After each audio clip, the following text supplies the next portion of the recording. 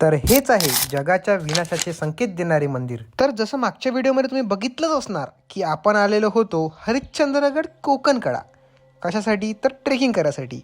तर आम्ही ट्रेकिंगला सुरुवात तर केली आणि पहाडाच्या मधातून हे छोटे छोटे रस्ते, हा हा हा असं फील येत होता की पहाडाच्या खालून म्हणजे पहाड आपल्या वरतून चालत आहे का भाऊ। आणि इथचा नैसर्गिक आढावा तर इतका बढिया होता की तुम्हाला काय सांगू। एकदा तर तुम्ही ट्रेकिंग करायला याल तर कोकणकडेला जरूर या। निसर्गाचा आढावा घेत 2 तासानंतर आम्ही समोर जाऊन बघतो तर आम्हाला दिसते एक प्राचीन काल मंदिर।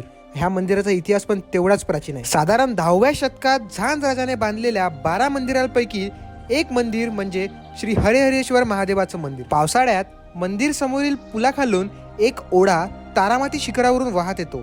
यालाच मंगळगंगेचा उगम असेही म्हणतात। तसे तर ह्या मंदिरात जागोजागी तुम्हाला पाण्याचे साठे पाहायला मिळेल। ह्याच मंदिराच्या खाली तुम्हाला पाहायला भेटते महाराष्ट्रातील एक अत्यंत रहस्यमय मंदिर